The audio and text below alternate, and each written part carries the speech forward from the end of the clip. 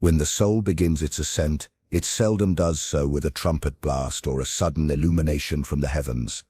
Rather, it announces itself through an inner unease, a disquieting whisper that something in the foundation of one's existence is no longer stable. The ordinary rhythms of life lose their familiarity, and the individual begins to sense that the structures which once gave comfort, whether social, psychological, or spiritual, have grown hollow. This is not the onset of madness, nor is it a failure of character. It is the dawning of transformation. The soul does not rise gently, nor does it flatter the ego with a painless unfolding. It ruptures, it disturbs, it sets fire to the patterns that have long governed the psyche, demanding that one be reborn through the ruins of what once was. The modern individual, raised in a culture of control and external mastery, finds this process deeply threatening. There is a profound belief that discomfort is a sign of pathology, that suffering must be eliminated, and that certainty must be preserved at all costs. But the rising of the soul operates on a different law.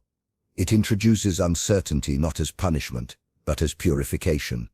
It does not offer answers at once, but forces the old answers to dissolve so that a deeper knowing might emerge. The soul is not interested in one's convenience or public success. It is concerned with wholeness, with truth, with the realization of what lies beneath the surface of the conscious mind. It is here that the individual may experience a disintegration of identity.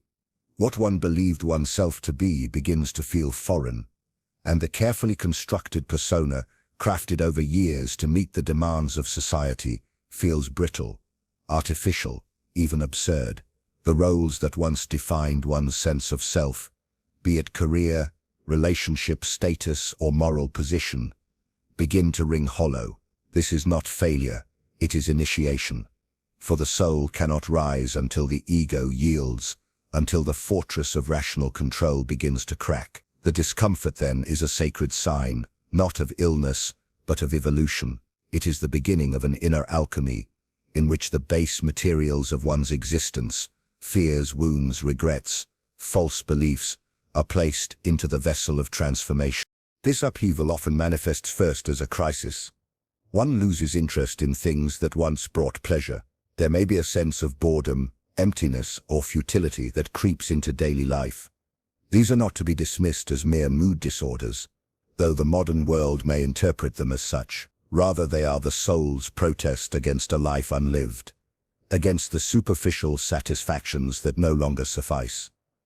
The individual begins to sense that there is more, that something lies just beneath the surface of awareness, an unknown that beckons, terrifies, and compels all at once. The soul is not content with repetition or comfort.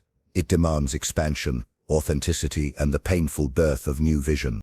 During this phase, there may be an overwhelming desire to retreat, to isolate, to pull away from the noise and speed of external life. The world, once full of seductive attractions, begins to feel like a theater of shadows, meaningless and performative. The soul rising within does not reject the world out of contempt, but seeks to see through it, to penetrate its illusions, and to reconnect with the deeper currents of being. This often creates tension within the psyche, for the ego is accustomed to measuring itself through external success, approval, and accomplishment. As the soul rises, it begins to strip these away, not as punishment but as a call to a more authentic mode of existence. The individual must face a threshold, remain loyal to the outer shell of identity, or follow the call inward, into the darkness where true transformation occurs. This inner darkness, however, is not devoid of meaning. It is rich, fertile, and essential. The soul is not born in the daylight of consciousness, but in the womb of uncertainty. It is in the chaos, the confusion, and the disorientation that one begins to gestate a new self. Not one fabricated by willpower, but one uncovered through surrender. The soul rises through descent. It must first go into the depths, into the hidden recesses of the unconscious, where one's wounds, fears, and disowned parts reside. It is here, amidst the fragments and forgotten pieces of the self, that the soul gathers strength. The process is not linear, nor is it clean. It is cyclical, paradoxical, and often filled with contradiction. One of the great misconceptions of spiritual or psychological growth is the belief that it moves ever upward, toward clarity and peace. But in truth, the path of the soul is one of initiation through suffering.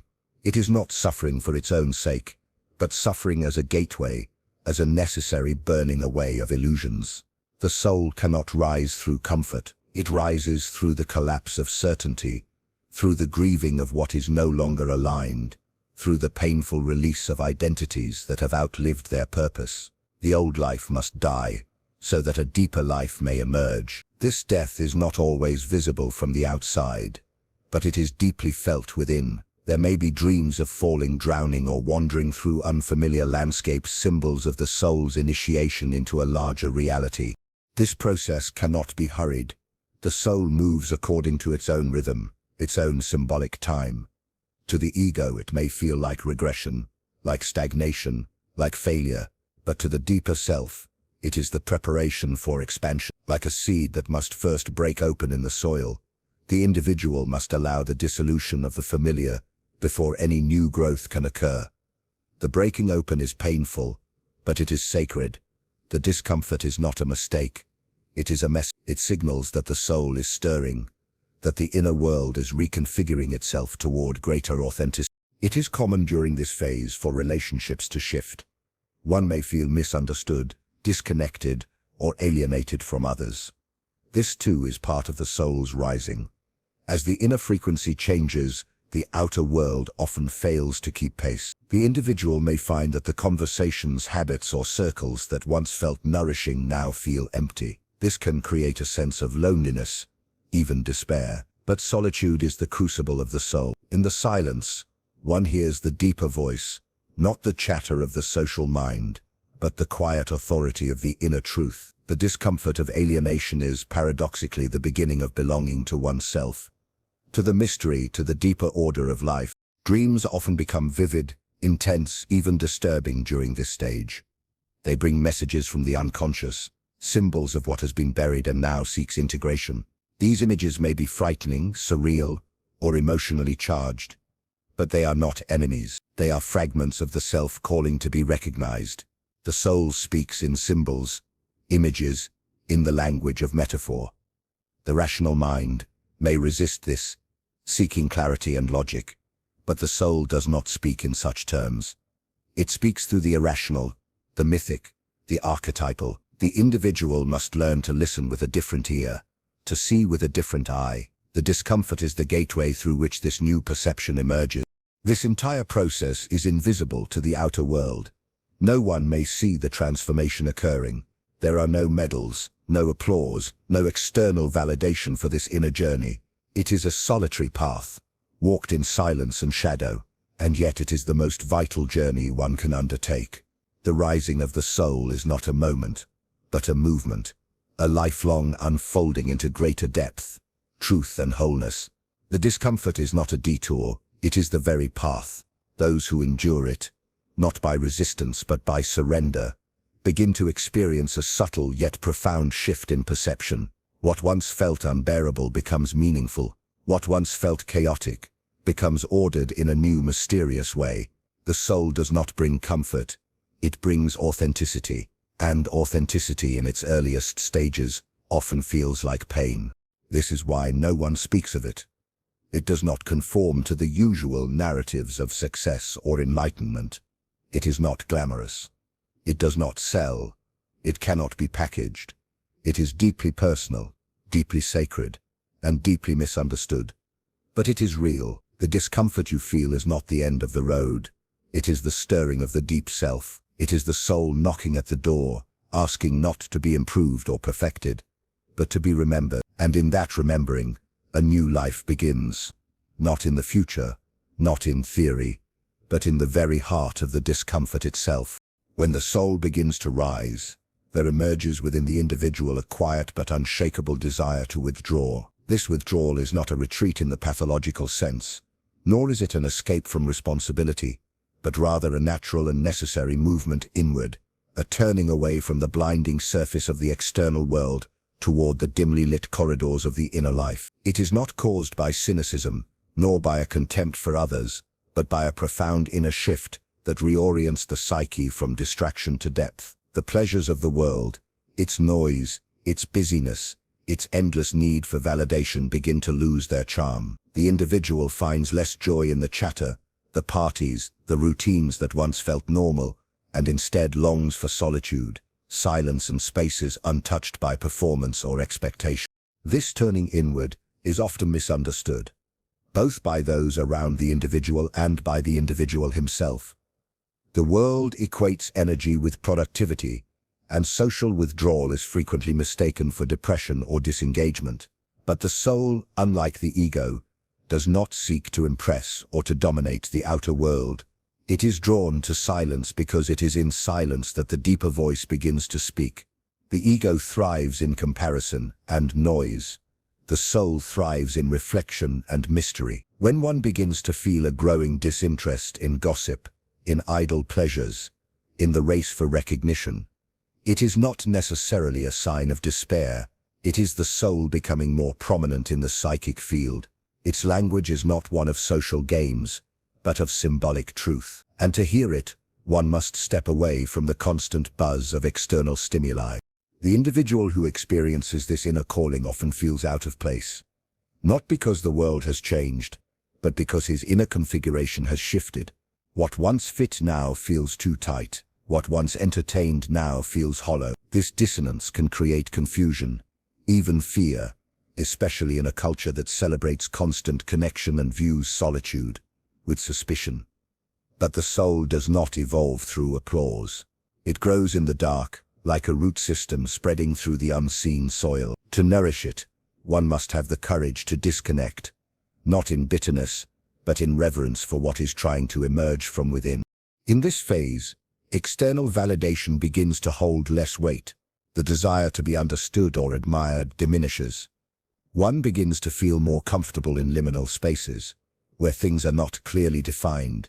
This is a sacred withdrawal, a kind of gestational period in which the soul prepares itself for deeper emergence. It cannot be forced, and it cannot be explained to those who are not undergoing the same transformation. The individual may find it increasingly difficult to engage in shallow conversation, to pretend interest in things that no longer resonate, or to participate in roles that once felt essential to identity. This shift is not arrogance. It is honesty. It is the beginning of living from the inside out rather than from the outside in. There is often a craving during this time for books, ideas, dreams, and art that point beyond the material. The imagination becomes active in new ways, and the individual may begin to seek out the symbolic in everyday life. What before seemed mundane now reveals deeper layers of meaning. A conversation overheard, a bird appearing at a window, a sentence in an old book. These become charged with significance. The soul, in its rising, sensitizes the psyche to the unseen. It teaches the individual to read the world, not only as an object, but as a mirror of the inner life. This symbolic perception grows in solitude. The less one is immersed in the distractions of the external world, the more the inner world begins to speak in its subtle, symbolic tongue. This process can feel lonely, but the loneliness is not a sign that something is wrong. It is the emptying out of the familiar to make space for something deeper. Most people fear this space, rushing to fill it with activity, stimulation, or connection. But those who are undergoing the rising of the soul begin to see the beauty in emptiness. The silence that once frightened them becomes a source of peace. They no longer run from stillness, but begin to trust it. It is in this stillness that the deeper self can rise. The outer world often fails to understand this. Friends and family may ask, "What's wrong?" They may urge the individual to be more social, more active, more like they used to be. But the truth is that the old self is dissolving, and the new self cannot yet be spoken. It is still forming, still finding its shape in the unseen. One begins to experience time differently. The hurried urgency of the outer world feels abrasive. The soul does not operate on the clock. It has no deadlines, no productivity quotas, no need for perpetual motion. It values presence over progress. And so the individual begins to slow down. Walks become longer.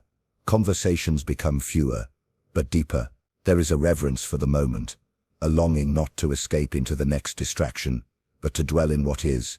This is not laziness or apathy. It is the soul's refusal to be enslaved by the superficial. It is a kind of rebellion against the tyranny of speed and performance. The individual begins to live in rhythm with a deeper pulse, one that is not dictated by culture, but by the eternal. It is also common during this period for the individual to be drawn to nature. The artificiality of the city, the screens, the endless content begins to feel suffocating. There is a longing to sit by trees, to hear the wind, to be among things that do not demand anything. Nature becomes a kind of mirror, a sanctuary where the soul feels recognized. In the stillness of a forest, or the rhythm of ocean waves, the soul senses its own continuity with the cosmos. The individual may not be able to articulate why they feel more alive in nature, but they know they do. It is not merely about beauty. It is about alignment. Nature does not lie. It does not perform. It simply is. And in its presence the soul finds rest. The digital world becomes increasingly alienating. The constant scrolling, the curated images, the dopamine loops, these begin to feel toxic, like a slow poison to the psyche. The individual no longer finds joy in the performance of identity that social media demands. They long instead for realness, for depth, for unmediated experience. This is not a rejection of technology itself, but of the way it fragments attention and detaches one from the immediacy of being. The soul cannot thrive in distraction. It requires space. It requires contemplation. It requires time away from the performative gaze of the world. The individual begins to reclaim their attention as a sacred faculty, no longer willing to give it away to that which offers nothing in return. This withdrawal is often accompanied by a re-evaluation of purpose. The career that once seemed like a ladder now appears as a cage. The ambitions that once motivated now feel meaningless. The individual begins to ask different questions. Not what can I achieve, but what is true for me. Not how can I win, but what must I serve. These questions do not arise from depression but from awakening. They signal the reordering of values, the emergence of a new center of gravity within the psyche. The individual begins to feel called to something deeper, even if they do not yet know what that is. This calling cannot be answered by returning to the old ways. It demands space. It demands the courage to remain in the unknown. During this time, many old attachments begin to loosen.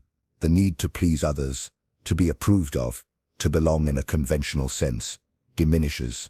The individual no longer feels the same compulsion to fit in. They may become less reactive, less interested in conflict, less invested in defending their views. This is not because they have stopped caring, but because they have started listening to something deeper. The rising soul does not argue. It does not need to convince. It moves quietly, steadily in the direction of inner truth. The individual begins to choose peace over drama, solitude over noise, authenticity over conformity. This transformation is rarely linear. There may be moments of doubt, where the individual wonders if they are losing themselves. There may be periods of re-engagement with the world, followed by another retreat. But this rhythm is part of the process. The soul rises not in a straight line, but in spirals. It circles back, digs deeper, rises again. Each withdrawal is not a collapse, but a deepening. Each silence is not emptiness, but gestation. The individual begins to trust this rhythm, even when it defies explanation. They learn to live without needing to justify their inner movement to others. There is a sacred anonymity in this process. The soul does not seek recognition. It does not demand to be seen. Its rising is often quiet, unnoticed by the world, but unmistakable within. It changes the way one sees, the way one listens, the way one inhabits space. The outer life may look the same, but the inner landscape has been altered. There is more stillness now, more patience, more capacity to hold complexity. The soul does not offer easy answers. It offers presence, and presence, in a world addicted to spectacle, is revolutionary. The individual begins to realize that this turning inward is not selfishness, but responsibility. It is not withdrawal from life, but a descent into its deeper currents. It is the beginning of becoming truly alive, not according to cultural definitions, but according to the soul's ancient rhythm. And in honoring this rhythm, one begins to sense the vastness within. the silent immensity that has always been waiting beneath the noise. When the soul begins its ascent, it does not rise untouched by darkness. It must pass through the very depths of the psyche, where that which has been hidden, repressed or denied waits in silence. The modern individual often views transformation as a linear movement toward light, clarity, or happiness. But this is a comforting illusion. The reality is far more complex. True elevation requires descent. The soul cannot rise without first confronting the shadow, the unconscious aspects of the self that the ego has long sought to ignore. These are not mere fragments of neurosis or pathology. They are vital parts of the self that, once integrated, become sources of strength, insight, and vitality. Yet they are terrifying because they threaten the illusion of coherence the ego so desperately maintains. The shadow does not reveal itself politely. It emerges through contradiction, through emotional reactivity, through the unexpected surge of fear, jealousy, rage, or shame. It is the part of oneself that resists control, that acts against conscious values, that whispers truths we would rather not hear. It hides in projections, in the judgments we cast upon others, in the qualities we cannot tolerate, in ourselves. When the soul begins to rise, these shadow contents begin to surface. They break through the surface of polite consciousness, disrupting the narrative the ego has written about who we are. And in doing so, they present the most necessary and difficult task of the inner journey, to face oneself not as one wishes to be, but as one truly is. This confrontation is painful. It can be disorienting, humiliating, even frightening. The individual may feel as if he is falling apart, not because he is becoming less, but because he is becoming whole. The shadow carries all that has been excluded from the ego's identity: painful memories, socially unacceptable desires, repressed creativity, unresolved grief, ancestral wounds. These elements do not disappear because they are denied. They operate beneath awareness, influencing behavior, distorting perception, fueling compulsions. As long as they remain unconscious, they rule the individual from the depths. The rising soul brings these unconscious contents to light, not to punish the individual, but to free him. Integration requires that one turn toward the shadow, not in fear or disgust, but in radical honesty and compassion. The process cannot be reduced to technique. No affirmation, no intellectual understanding, no spiritual bypassing will replace the necessity of direct encounter. The shadow must be experienced. It must be seen, felt, and acknowledged without defense. This does not mean indulging it, nor does it mean being consumed by it. It means recognizing it as part of the self that has long been waiting for recognition. When one represses anger, it festers and becomes rage. When one denies sadness, it hardens into numbness. When one buries the instinctual, it reemerges as anxiety or addiction. The soul's ascent brings these distortions to the surface, so that they may be restored to their rightful place within the psyche. It is not about becoming perfect, but becoming real. Dreams often serve as messengers of the shadow.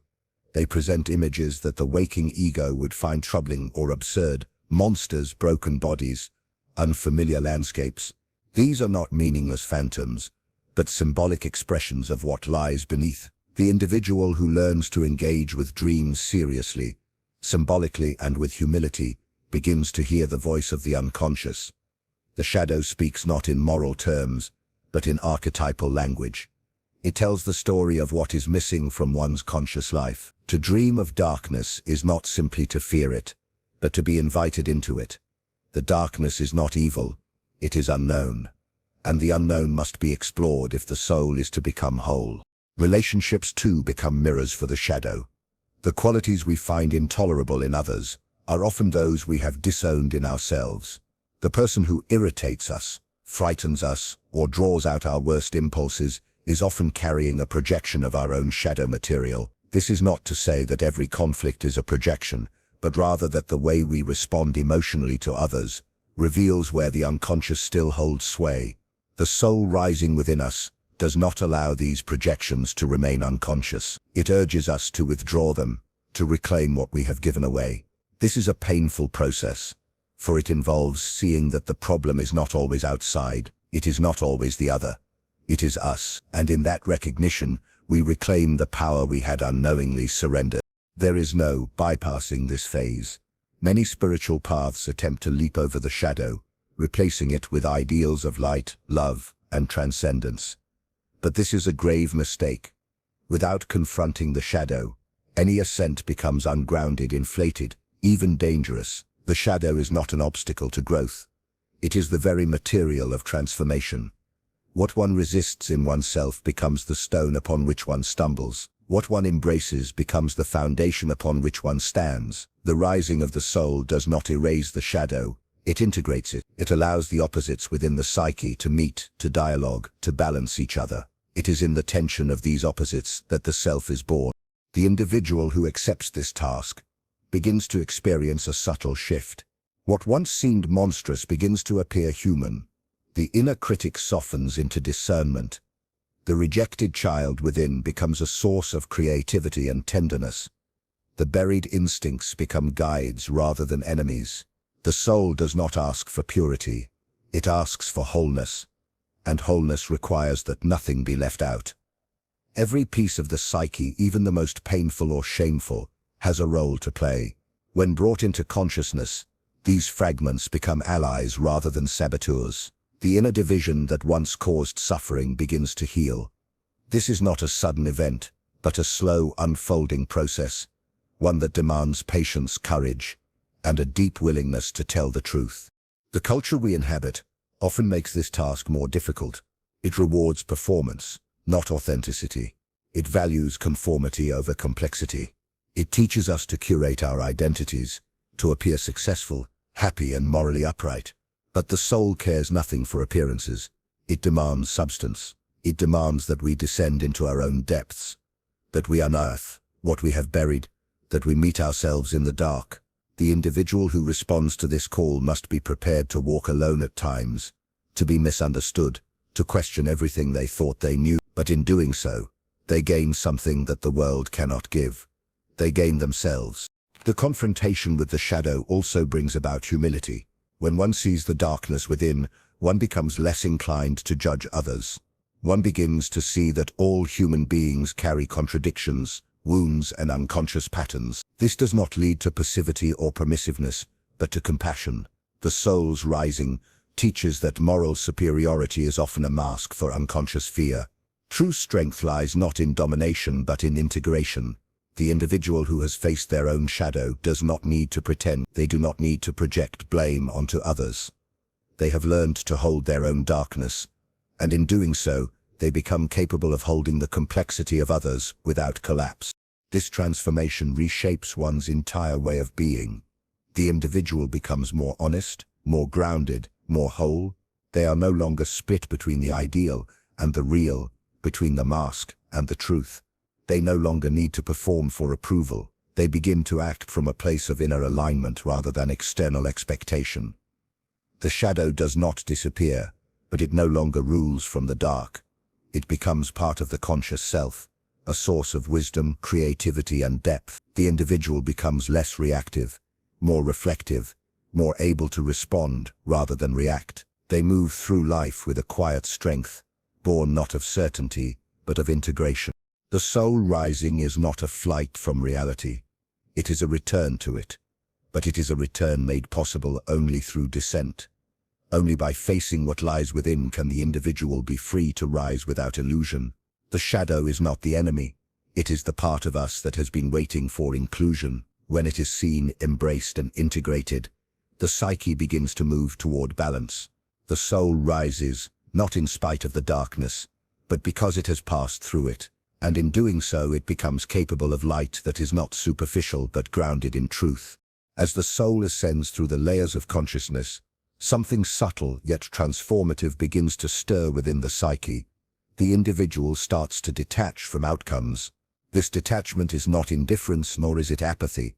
It is a relinquishment of the ego's compulsive grip on control. It marks the end of striving for guarantees and certainties. The individual no longer demands that life conform to preconceived expectations, nor do they bend their will in desperate pursuit of specific results. Instead, there is a growing trust in the unfolding, an attunement to a deeper rhythm that does not speak the language of personal agendas. The soul, in its rising, releases the ego from its tyrannical need to know, to predict, and to dominate. It invites the individual into a more mysterious, fluid, and organic relationship with life. This surrender of outcome is one of the most difficult thresholds the individual must cross. It is counter to everything society encourages. From childhood, we are trained to fixate on results, to set goals, to visualize success, to measure our worth by achievement. We are taught that happiness is a destination reached by effort and calculation, but the soul does not function in this manner. It is not moved by metrics or milestones. It does not seek to win. It seeks to be, and to be, one must let go of the rigid structures that the ego builds to secure its illusion of control. The rising of the soul breaks these structures down, not to punish but to free. This shift often begins in subtle ways. The individual starts to feel less driven by ambition. What once felt urgent now feels optional. The desire for recognition, for status, for victory, begins to wane. This can be disorienting. The individual may feel as though they are losing motivation, becoming passive, or drifting without direction. But what is truly happening is a transformation of values.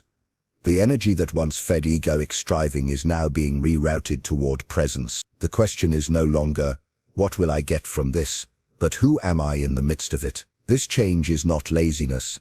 It is a return to inner authority. It is the end of living for outcomes and the beginning of living from essence. There is a grace in this detachment, but also a great vulnerability. To release the need for specific outcomes is to stand without armor. The ego thrives on securing the future. It wants to know how things will turn out. It fears uncertainty and seeks always to close the gap between the known and the unknown. But the soul finds life in that very gap. It breathes in uncertainty. It grows in the spaces where there are no guarantees. The rising soul teaches the individual to rest in this openness, to dwell in the unknown without collapsing into fear. This is not an abandonment of responsibility, but an invitation to presence. The moment becomes more real than the plan. The path becomes more sacred than the destination. Detachment from outcome also transforms how the individual engages with others. Relationships are no longer used as tools to fulfill personal needs or fantasies. The compulsion to manipulate, to fix, to be needed, or to be admired begins to dissolve. In its place arises a desire to relate authentically, to allow others their freedom, to love without clinging. This does not mean becoming cold or distant, but rather recognizing that true connection cannot be forced or controlled. The soul, in its ascent, does not demand that people behave in ways that comfort the ego. It accepts the mystery of others, and in doing so, becomes capable of deeper, more honest intimacy. The individual begins to love from a place of wholeness rather than hunger. The same is true in the realm of work and creativity. The rising soul no longer creates for applause. It creates because it must. It offers its gifts without demanding a particular reception. Success is redefined, not as external validation, but as inner alignment. The individual becomes less concerned with results and more devoted to process. They begin to see their work not as a means to an end, but as a form of devotion, a dialogue with the ineffable. The anxiety that once accompanied performance begins to fall away. There is less tension, less self-judgment, less concern with how things will land. In its place is a quiet confidence, rooted not in outcome but in integrity. This transformation brings with it a profound shift in emotional life. The highs and lows that once defined the ego's roller coaster begin to soften. The soul does not swing between extremes. It abides. When outcomes no longer define one's sense of self, disappointment loses its sting. Success no longer intoxicates. The emotional life becomes more stable, more anchored. There is a growing equanimity, a spaciousness that allows one to hold both joy and sorrow without being shattered by either. The individual begins to see events not as rewards or punishments but as movements within a greater unfolding. They no longer ask, why is this happening to me? But instead, what is this revealing to me? Suffering becomes teacher rather than enemy. Failure becomes part of the journey rather than the end of it. This detachment from outcome is not a withdrawal from life, but a deeper participation in it. It allows the individual to engage more fully, because they are no longer paralyzed by fear of failure or enslaved by the hope of success. They can act with greater freedom, greater creativity, greater love. Their actions become offerings rather than transactions. They begin to move through the world with the grace of one who is not trying to possess it. The soul does not grasp. It gives, and in giving without expectation, it receives in ways the ego could never imagine. This transformation often requires the death of former identities. The achiever, the fixer, the hero, the victim, these roles must be seen for what they are. Masks the ego wears to secure its place in the world. The rising soul asks the individual to lay these masks down. It asks for nakedness, for vulnerability, for the willingness to be seen without guarantees. This is a terrifying request, but also a liberating one. Without the need to perform, the individual discovers who they are beyond the story. They find a peace that is not dependent on success, a joy that is not dependent on outcome. They begin to live not for the future, but from the eternal now. The world may not understand this shift. In a culture obsessed with achievement, productivity and certainty, detachment from outcome can look like failure. The individual may be judged, misunderstood, or dismissed. But the soul does not require understanding from others. It requires only that the individual remain true to its unfolding. This fidelity to inner truth is the hallmark of the soul's ascent. It cannot be faked. It cannot be rushed. It grows in silence, in surrender, in the spaces between plans. The individual who learns to trust this movement becomes a vessel for something greater than personal ambition. They begin to live from a depth that cannot be measured by outer success. Paradoxically, when the individual ceases to grasp for outcomes, life often begins to flow with greater ease. The tension of control gives way to the grace of trust. Synchronicities increase. Doors open where there were only walls. This is not because the soul is manipulating reality, but because it is aligned with it. When one is no longer fighting the river, the current carries them. When one ceases to demand specific outcomes, they become open to possibilities far beyond what the ego could have planned. This is not magical thinking. It is alignment with the deeper intelligence of life. The soul, in its rising, brings the individual into communion with this intelligence. It teaches that what is meant for us will not pass us, and what passes us was never meant to remain. This freedom from outcome also brings healing. Many of the wounds we carry are rooted in disappointment, dreams that did not come true, relationships that did not endure, efforts that bore no fruit. The ego interprets these moments as failure or betrayal, but the rising soul sees them differently. It understands that every ending is a gate, every loss is a revelation, every unmet expectation is an invitation to deeper truth. When we release our grip on what should have been, we make space for what is. And in that space the heart softens. The pain begins to dissolve. We no longer carry the weight of what might have been. We walk lighter, freer, more open to the present. This way of being cannot be taught through doctrine. It must be lived. It must be discovered through experience, through heartbreak, through letting go. The soul does not rise through theory. It rises through surrender. And each surrender brings us closer to our essence. When we no longer require life to fulfill our fantasies, we begin to see it as it is. And in that seeing, there is beauty. There is wonder. There is the quiet miracle of being. The detachment from outcome does not render one passive. On the contrary, it empowers one to act from clarity rather than compulsion. The individual still dreams, still loves, still works, but no longer from a place of need. They act because it is true, not because it will succeed. They give because it is right, not because it will be returned. They speak because they must, not because it will be heard. This is the freedom of the soul. It moves from a place deeper than strategy. It acts from the center, not the surface. This freedom is not absolute. The ego will always attempt to reclaim its throne. The desire for control, for recognition, for certainty will return.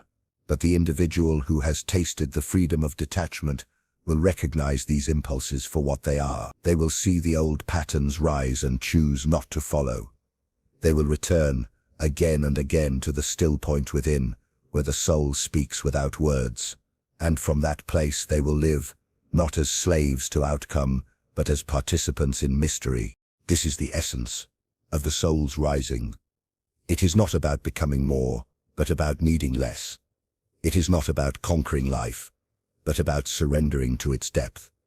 The individual becomes less reactive, less anxious, less bound by the tyranny of should. They begin to trust what is unfolding, even when it makes no sense.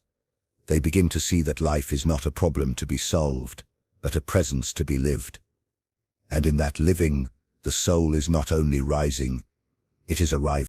When the soul begins to rise, it does not announce itself with fanfare or certainty, but with silence, discomfort, and deep inner shifts that often go unnoticed by the world. It reveals itself not in perfection, but in the growing capacity to embrace complexity, to sit with the unknown, to let go of illusions and face the whole of oneself. The rising soul dismantles the ego's need for validation, calls forth the hidden aspects of the psyche, and urges us to meet life without clinging to outcomes. It is not an escape from suffering, but a deeper entry into its meaning. It does not offer answers but transforms the question, and in this transformation the individual is slowly and irrevocably changed, not into someone better, but into someone more whole. If you are feeling the pull of this path, if you have been sensing changes within you that you cannot explain, if your desires have shifted, if your mind feels less certain but your heart more open, if life no longer fits into the same boxes, you are not breaking down, you are breaking through. Trust this process. It is not always easy, but it is always sacred. The soul knows the way, even when the path ahead is dark. Good luck on your journey inward and upward. May you walk with courage, with humility, and with the quiet strength that comes from knowing that even when no one else sees it, your soul is indeed rising. Thank you for listening. May you find within yourself everything you thought you had to seek elsewhere.